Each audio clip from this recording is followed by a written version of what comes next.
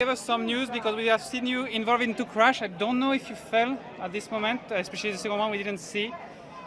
Luckily, not in any of them. I fell down, but I was stopped both times. And the first time didn't really matter. We made it back easy, and it was early in the day. Second time was a bit tougher. It took almost a lap for Dan to bring me back, and that's a bit annoying to lose Søren in a crash like this, and then using Dan to come back. It destroyed our train, but and then we made a good damage control, and we got decent points out of today. So yeah, it's okay. And I think Søren was meant to be your lead-out man today.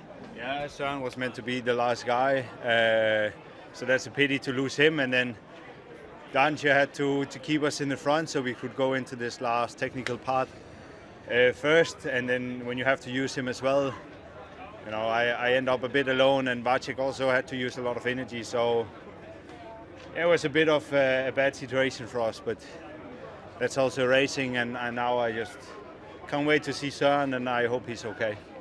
How it went in the last kilometer, knowing you had already done the effort, as you said, to come back.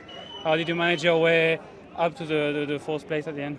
Yeah, I had to use the bullets to make it back to the front. Like, I think 2Ks to go, I was position 40-50, something like this, but I also knew I had to make an effort, and then I could have a breathe in, from 1,200 meters to 800 meters to go.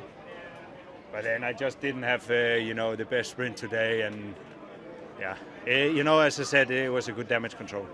So you were in a tough position there on the right-hand side, but you had space, but maybe not so much the legs, it sounds like. Yeah, there's no excuses. I had the space, I didn't have the legs, so that's how it is. Sometimes the legs are there, and sometimes they're not. And on an easy day like this, the whole day, and then a sprint on fresh legs, that's not my favorite thing to do, but it's okay. We still scored some good points today, and we keep fighting. Were you surprised about the sprint, the Red Bull sprint, with Red Bull rider Primoz getting some bonies and moving a bit closer in the overall? No, he's riding to win this race, and he wants to get all the bonifications he can get.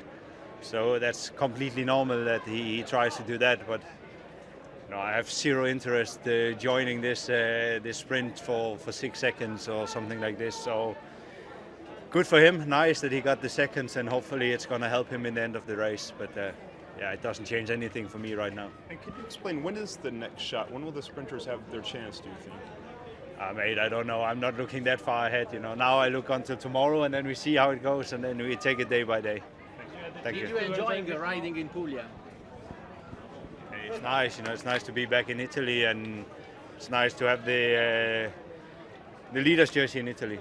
Yeah, tell us, can you this time enjoy a bit more having the pink, despite it? Yeah, of course. It's more special to have the pink on a road stage than it is on a TT. So today was really enjoyable, and it was an experience I won't forget.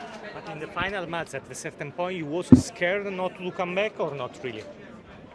No, I have really good and strong teammates, and I was pretty sure that they will bring me back. I knew it would be tough in the sprint. I had to find another team to trust and be with them, but I was pretty confident that the guys would bring me back to the front. Thanks, man.